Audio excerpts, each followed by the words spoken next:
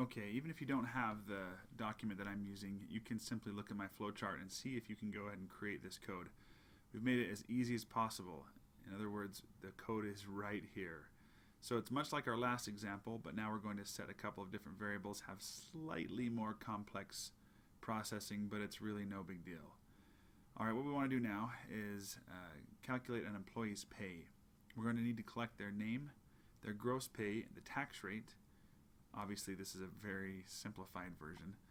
But anyway, we're going to calculate the tax that they owe, their net pay, and then display their tax net pay, and then these parentheses, if you remember from our flowcharting chapter, mean we're going to bring those variables that they entered back down to the display output. So how should we do this? Where should we collect the inputs from? Where should we print them out to? Display again implies that we're going to print it to the screen compared to prompt, which would mean that we'd show it in a message box. It doesn't say how we should collect it though. So I'd suggest let's go through the process of collecting inputs from input boxes and then displaying everything in a form on this page. So Alt F11 or Command Shift I if you don't already have this open. This is my last example. I'm going to go down below that and start a new sub. Right here, let's call this, and again you can put this on the same sheet as any other sub. And call this sub book net pay. Alright, let's make this simple and start by create a variable for every piece of data we're going to use in this program. So that's going to be a few dim statements. Dim en as, that's employee name, as string. See how flowcharts make this really easy. I can just look at the legend and start making variables. En is string. Any other strings? Nope. So let's make a tax rate as what? Well, tax rate, it's like a currency, but it's not a currency. It's a percentage. So that means I can't use integer because integers refer to whole numbers. So what do I use? We're going to use a single.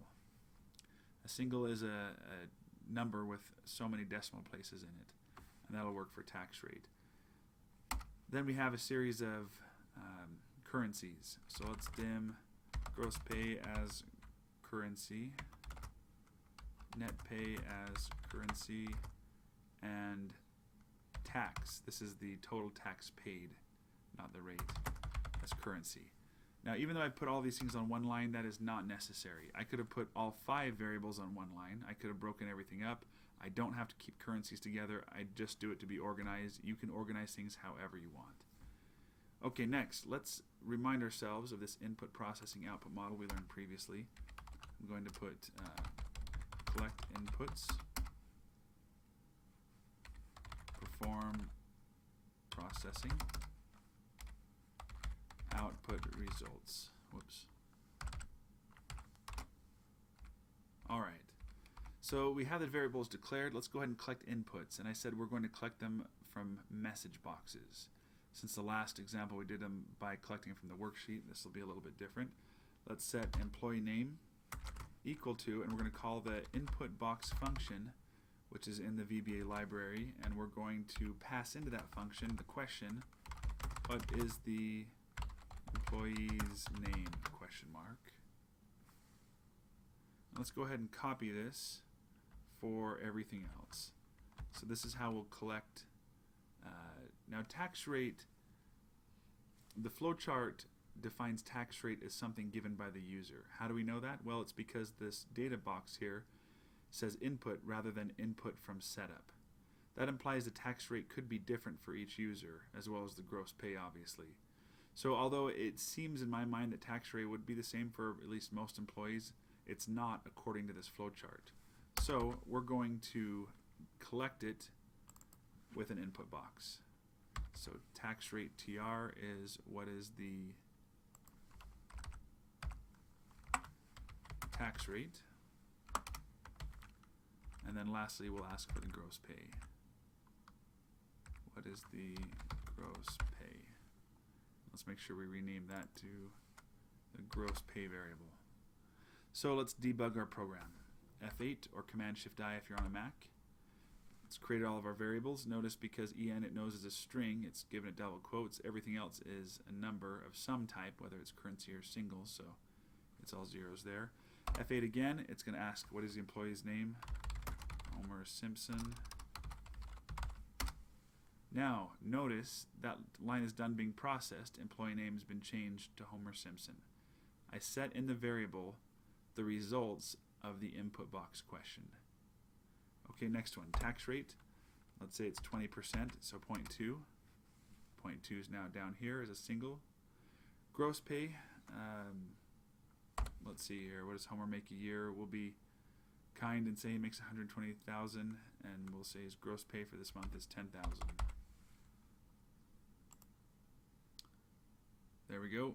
All of our variables are adding up, and that's it. Net pay and tax are things we have to calculate here in the processing step.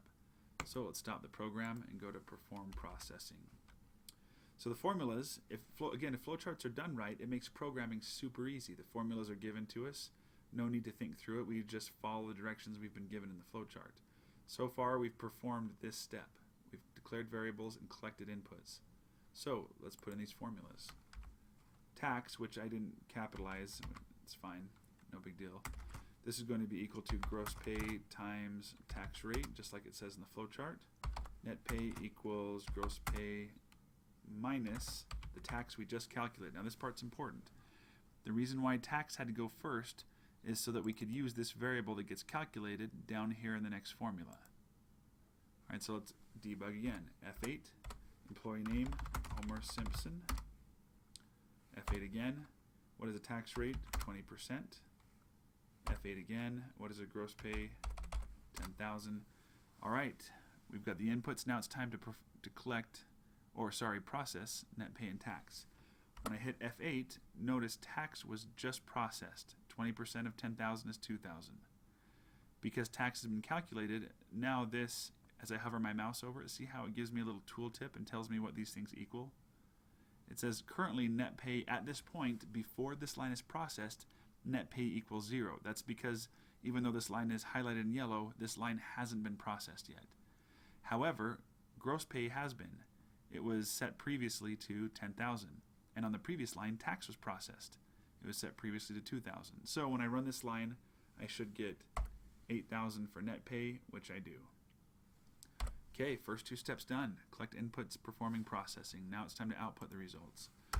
We could do this in message boxes, but let's put things over here on the page. I'm going to scroll back over. We're just going to pick a nice spot to put them. So I'm going to say that range, let's start with A1 value equals employee. I'm going to format a report here. Employee name, and then on the next line, let's simply copy that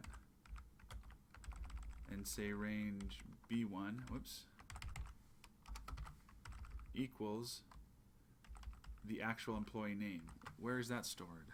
Well, we collected it here in an input box, but we never did anything with it. Now we're going to use it.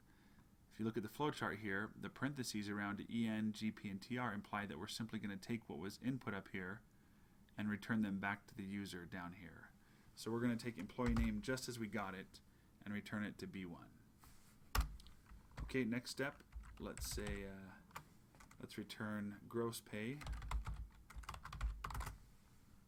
in A2, and we'll put B2, and then the actual gross pay, which was given the way it was given to us, which is GP. Alright, let's copy a couple of these at a time and start pasting. Now let's return tax rate. Let's keep our capitalization consistent. Tax rate is TR. Next.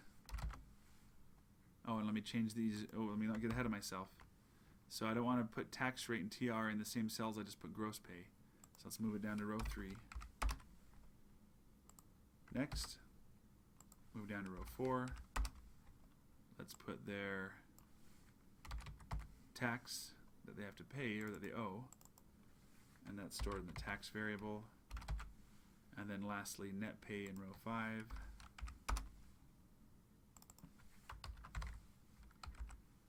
is in the net pay variable. That should do it. Let's run this thing. F5, employee's name, Homer Simpson. Tax rate, 20%. Gross pay, 10,000.